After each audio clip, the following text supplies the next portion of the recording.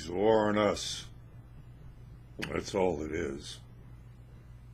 And so I run into these couple encounters here with some drug treatment guys. With some pretty cool information here on the Clintons out of Arkansas too. So we'll get right into this. I'm not going to interrupt this. It's all self-explanatory with what's going on here. As always, go ahead, and look, looking at my subs, they're going down by about, I don't know, 6 or 7 a day now, or leaking away.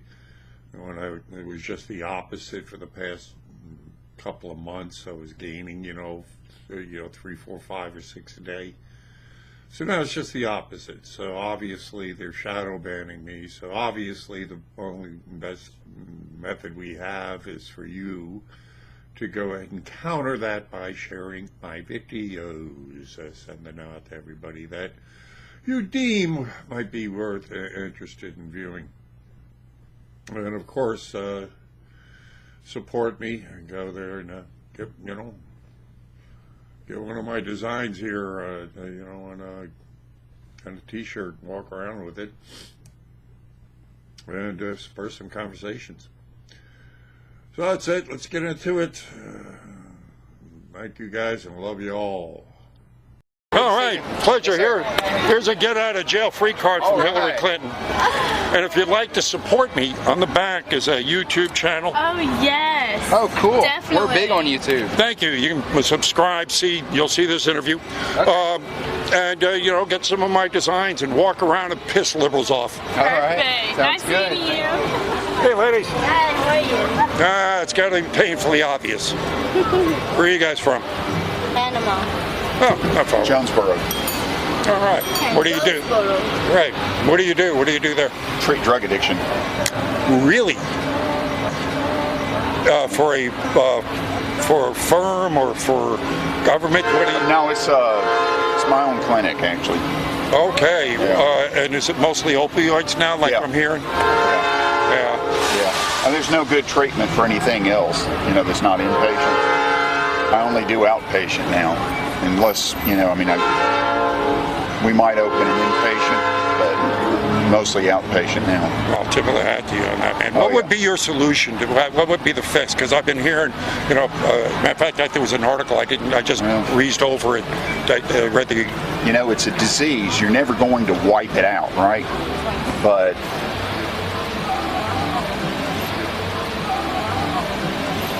there was a European country, I want to say Portugal, legalized everything across the board for all kind of use, whatever you want to use it for. Drug use dropped 50% immediately across the board. Now, I've got patients, they come in, their drug screen lights up for 6 different things. Half my patients smoke pot.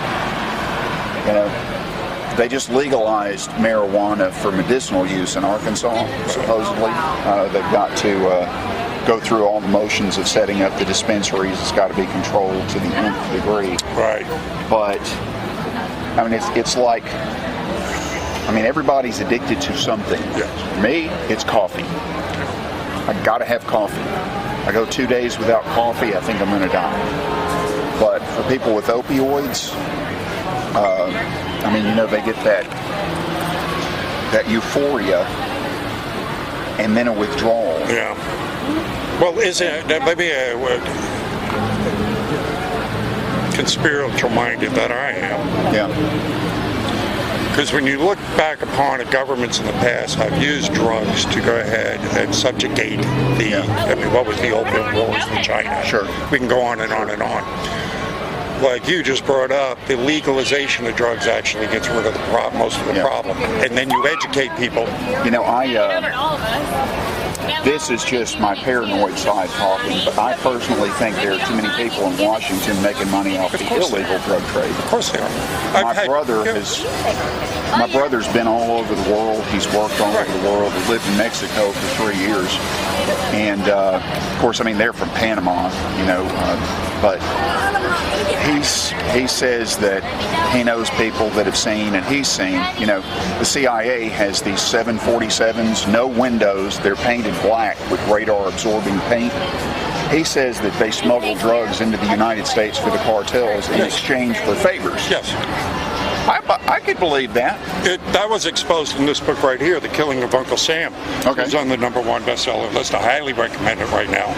But it goes through the origins of the deep state and how they're now using the armed forces of the CIA, the FBI, the DEA have now become the drug runners. They're actually facilitating the drugs that are coming in. Our banking system would not exist without the illegal drug money that's there. Yeah. Legalizing, of course, would do what? It would, one, eviscerate a lot of problems, and then all the wasted human energy would go to something productive. But that, of course, is against what the governments would like. I used to say that if the United States would legalize marijuana, if the government would grow it under controlled conditions, process it themselves and sell it themselves, they'd never have to collect another penny in tax. Again. Well, and I would go a step further, all the way to what you said, what Portugal did. Educate people to what these drugs do to you and then legalize them all. When you get to a certain age, if you want to be truly free, we're talking about freedom here. Yeah. The government has no right to tell you what you can and cannot put into your body. Yeah. Should have no right. Yeah. But now they're even down to the point where they're getting to telling us if we can have any sugar in our diets or not. Right. So we're not living in this is a far freedom we're living in.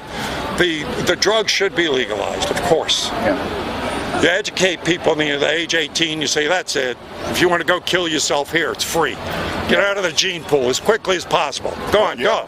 Yeah, I mean that because you know this thing. Correct me if anything I say is wrong, because you're more of a professional in this, and you forgot more than I'll remember. There's a certain percentage of people that don't want to be cured. Right. Yeah.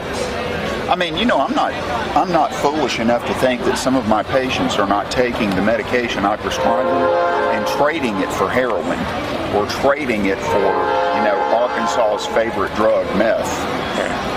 I mean, you'd be... So you're in Arkansas doing this? Yeah. I'd be amazed at how many judges... Can we talk about Mina and Oh, yeah. I mean, all connection to, when you talk about the infiltration of drugs through the deep state, and Well, I dated a woman that lived just south of Little Rock for a while, and she said Bill Clinton's brother lived in an estate in that town, had a big wall around it. She said he was the biggest drug dealer, of course, anywhere, within 100 miles. Yeah. Nobody ever laid a finger on him. Being close to Arkansas, I'm hearing stories about the Clintons here all the time, and a lot of people just don't. They want to go on the record of what they know. Let's take a selfie. One of my former bosses. Can't see you. Get in. One of my former bosses, and a lot of people I know, and of course my brother worked for the government, people he knew, my boss would have to go to Bill Clinton when he was governor and ask him for money, for the rural health clinic and all. And they all said, you couldn't spend 5 minutes in a room with him without just liking him and just loving him to death. And he just had a personality that wouldn't quit. And that's how he got out of Arkansas. Yeah, he was all that. He was all charm. Oh, yeah. But it was really Hillary that was the mafia boss behind the whole thing. Yeah. Indeed. That's the story. So thank you for your testimony. Did I give you a get-out-of-jail-free card from Hillary Clinton? Sure. Yeah, this is good for any crime in the world, as you well know, being from Arkansas. Yeah. Yeah, all you have to do is identify yourself as Hillary, and you get right out of anything. That's right. Thank you. All right, guys. That ain't happening. So you get a bunch of angry liberals trying to mess with you down here? Well, that's why I got this little sign right here. What does it say? It says, you know, whatever doesn't kill me, you better start running. There you go. You know, I like it. If you go on the back of that, I got a YouTube channel. Yeah. And you'll see how I handle them. You know, it's not. Come on, man. What's to be afraid of? Yeah. You've seen these snowflakes. Come on, man. Yeah. James, here's your picture. Oh, jeez. He just quit the Boy Scout for 30-something years. Did you really over that? Scouts, yep. And for that reason? Yeah. I know. It's a joke. It's sad. Yes. But they've done this, our institution. The whole thing is a social engineering. You know what it is. I have to tell you guys, you know what it is. Yep. You know what's going on. Yeah, you can get a lot of these designs. Again, if you go to my store, this is all my work. Oh, it's all on your YouTube channel? Yeah, and you can get My this. name's Casey. What's your name? Mike DeBerry. Mike, all right. Yeah. James, Dan. Sorry to meet you guys. Nice to meet you. Yeah, you can get these designs in apparel, and you can walk around and piss liberals off. Yeah. This is what I do. I sit here in the middle of this liberal cesspool of piss with them. Fuck with them. What do you guys do? What do you do for work? I know- drive a tractor trailer and work at the it's a ice plant, so I do a little bit of both. I run a small chain of tanning salons. Really? Where at? Down Cincinnati. Cincinnati? Yeah, you need them up there. We don't need them down here. Yeah. What do you do for work? What do you do? I work at a long-term Christian-based rehab. It's called City Gospel Mission in Cincinnati. So I work with people that are broken, helping them get their lives back together. Wow. For Jesus and stuff. You're dealing with a lot of the opioid. whole lot. This addiction. Ground Zero's right there in Cincinnati. So yeah. Yes. I've been talking to other guys that are. I talked to a guy who has his own rehab clinic. Yeah. I forget where it's from, but he gave me a good 10-minute interview on what you guys are putting up with right now. It's pretty incredible. Actually, we're all on the security team at our church, and I've set it. Well, I didn't, but the church has set it up through. Let's say God set it up where our men go to our church and then interact. Where where they feel loved, man. I mean, they've been rejected their whole life. We don't care what they've done; it's where they're going. Not how you fall; it's how you get back up. We're all gonna fall one way or the other. But when we started in Cincinnati through the agency I work for, they call it Generosity 5,000 or something. But we have a van that goes out. And we'll pay them $9 an hour. We'll go to where they heavily panhandle and say, look, if you want to feel better about yourself, you want to be productive, we've got it. We'll pick you up. We'll feed you today. We'll pay you $9 an hour to pick up trash all throughout the city, and to do something. And the ones that really want to, out, they'll go for it. But the ones that just want to stand on the corner and just bum, they're not going to do it. So I mean, if you there's a certain percentage of what I understand that you just don't. As long as they don't have to, they won't. Yeah, it's almost like its own subculture, just living in. And now the government seems to be perpetuating with like. Oh yeah. Oh, it's like you said, it's a liberal social experiment. Yeah. The whole Portland's worse. Yeah. So I mean, it's just I won't. That's all it is. You owe me something. I mean, it's sad no matter how you look at it. It's messed up. Just all of a sudden it's just like nobody cares. It's like let's take God out of the equation, let's take patriotism out of the equation, let's erase history, like right down there, let's do all that. I mean, it's not like everybody just all of a sudden woke up and said, there's countries who don't believe in anything, don't believe in God, all they believe is government, and they're funding all this. The Russians, Hezbollah. Well, wasn't all this prophesized? Yeah, it was. Everything we're talking about, not just the Bible, we're talking about every social scientist, everybody, it's pretty much, see. Yeah. And then there's great books. I highly recommend this one if you want to. I'm about my third time through this. What's it called? The Killing of Uncle Sam. I hope it's not prophetic. Is that O'Reilly? This is the pastor Rodney Howard Brown. Okay. Yeah. This is a pastor out of, he came out of South Africa, and he came over here, and he's doing tremendous work.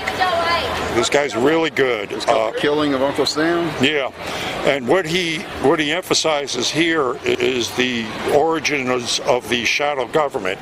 In other words, follow the money. You know, the Cecil Rhodes starting out, the idea of, you know, the world government being run by the Anglo-Euro-English dominance elites, the banking systems, the whole Rothschild, their satanic connections, how they, you know, their secret societies, their secret rituals.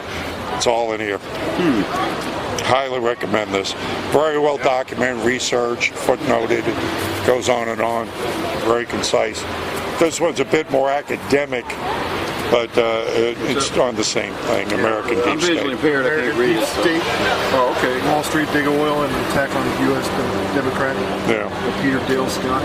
Yeah, this is more of an academic. This is also, but this is, I mean, this is easier to read. This one, I find this one to be better. Like, yeah, it's crazy, and things are so confused now to where the left's acting like the right and just out in the street protesting and screaming about stuff. things have been flipped around. Yeah, they have, and then you know, I learned at 3 years old, screaming and hollering how you get things done, right? Yeah. I mean, it's like the whole world. They're But isn't that a tactic that they're using, that basically in desperation now? Yeah. That's exactly what it is. The more they scream, the more desperate they are. Which is why you heard of hashtag WalkAway? Do you know about that? Nope. Yeah. I'll try to think of hold on. Go ahead. Yeah, there was a liberal, lifelong liberal, gay, everything, right? Well, I think He said walk away from the Democratic Party. Yeah, and he says, look, he didn't want to go along with the group thing because he saw more and more of the group think. You know, you got to think. He says, I think maybe having a wall would be a good idea, having controlling immigrant. Oh, you're a white supremacist. You're Nazi. I said, no, I'm still a liberal. I just don't think we ought to allow everybody. Right. Well, you have a wall on your house. You have a front door. Right. So he kept on getting attacked, and he finally just said, okay, that does it. I'm out of here. So he made this video. I'm walking away from the Democratic Party.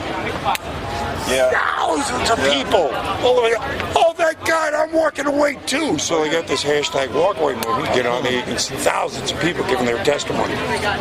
So it's grown tremendously. And what I hit the liberals up with is show me the hashtag walkaway Trump.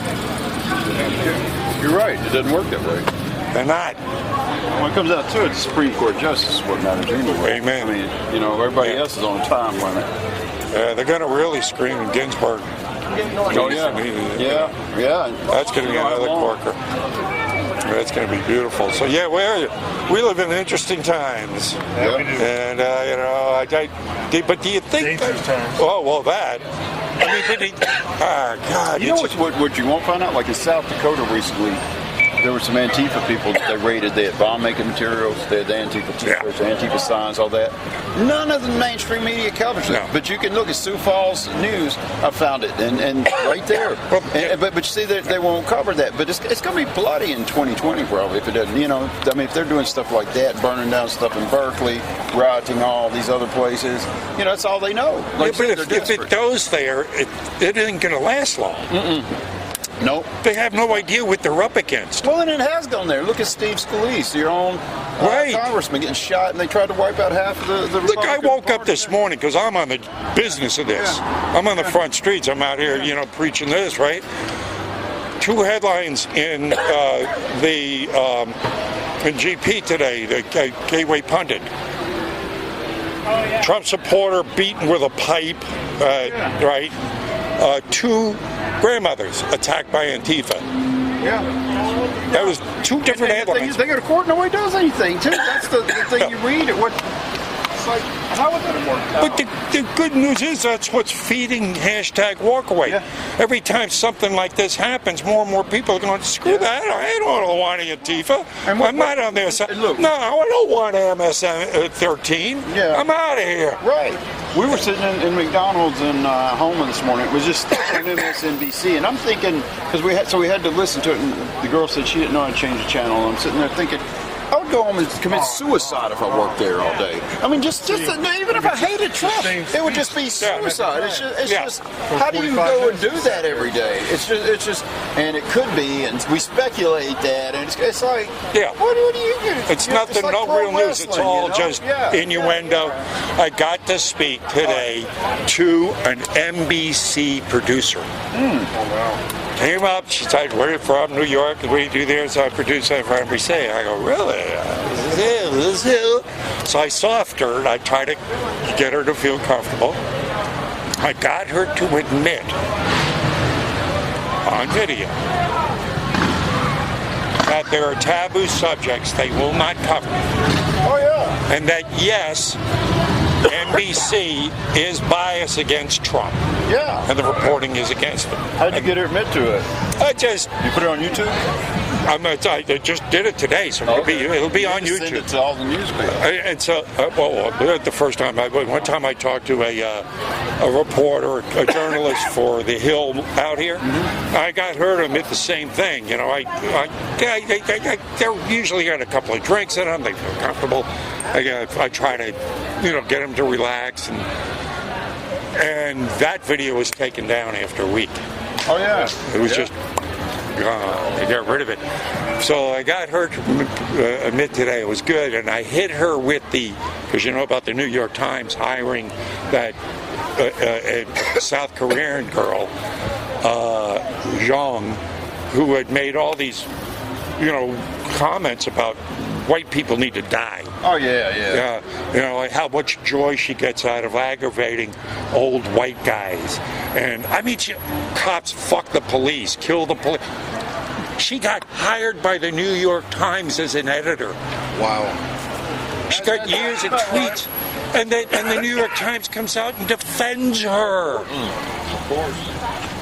So ethically, how do you feel about that? Because what's happening is everybody's leaving. Nobody's listening to you anymore because of this. Because you are biased. Because you are going ahead against for really only other reason you're against the president is because you don't like his policies. There's no fairness here. It's just a lot of people don't even know why they don't like it. Well, indeed. I'm out here, I ask the question all the time. If someone comes up and does the bird to Trump, I say, well, why don't you like him?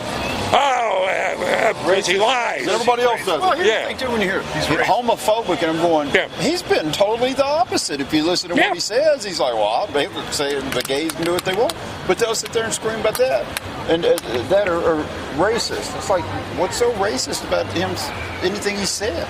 Plus, he went ahead and he sued Palm Springs to allow blacks and Jews into the community and won. Yeah. He put up a homeless black woman in the Trump Tower for 2 years. Oh, yeah, you won't hear about that. Jesse Jackson gave him the Jesse Jackson Award for being the most diverse corporate hire. Oh, yeah, they stabbed him in the back of it. Right. So, it goes on and on. He wasn't called a racist before he started running. Also, the interview with Oprah years ago. Yeah. She was like in tears talking about what can we do for the Black America. And she just looked down and she's like, Donald, we need you. Why will you not run for president? He said, it's not my time yet. When my time comes, I feel like America's ready, I'll run. Yeah. And she was like crying. Like, we need you. They never show that. No. Well, because they always bring up David Duke's name. Half the people in the state that I know David Duke from somebody who knows somebody. I remember he ran for Senate or whatever. My ex-wife worked on his campaign. That don't mean that but he doesn't have any ties to him that I've ever seen. He was like, I don't know the guy. I denounce him. Whatever you want me to say, I don't know him. But it's like, why? But the lies aren't working anymore. No, you're right. People are seeing through it. Look, as much as they bash him, his approval rating goes up every time they try to bash him. It's like they're having the opposite effect. And he's not shy. I loved it. If you guys were out fishing. But yesterday at the rally, he was in great form. You got to check his speech yesterday. He's been doing more rallies. He was in Ohio. But man, he was let me go in and says, look, it's gotten so bad. It's gotten so bad with them that if I said, don't build the wall, We'll build it. They'd build the wall. He could turn that Mississippi River into gold, and they'd say it's the wrong color. They'd want it, orange. But that's what's killing them. Yeah. I mean, because again, I'm talking. Well, it's just like the DACA thing. There, we want $750,000. I'll give you $1.5 million. Then all of a sudden they don't know what to do. He just flips on them like that. It's pretty slick, I think. Oh, he's good. He's good. He's good, man. He's made politics interesting again. It's fun to watch. Oh, it really is. He is. And he's a funny guy. He is. I like him. I figure sitting out here, though, there'd be somebody come by with a bunch of garbage at you. I mean, but they don't. 6 years I've been doing this. I've had I can count the number of attacks on one hand, and they were all bullshit. Okay. I mean, I had some kids, like 13, 14-year-old, came down, and they threw some stuff at me, but nothing, No, it's all bullshit. They're all cowards. Yeah. There's anything I've found out here is two things. They are, one, they're dumber than a trainload of hammers, collectively. And they are cowards. I mean, I'm here. Talk to me. Let's get on camera. Let's have it. I even give them odds. I'll give you 10-1 odds. If I say something you think is wrong, well, then, we'll look it up, and then you can take my money if I'm wrong. Otherwise, I'm going to take your dollar. And they still won't do it. And then I offer them $10. I'll give you $10.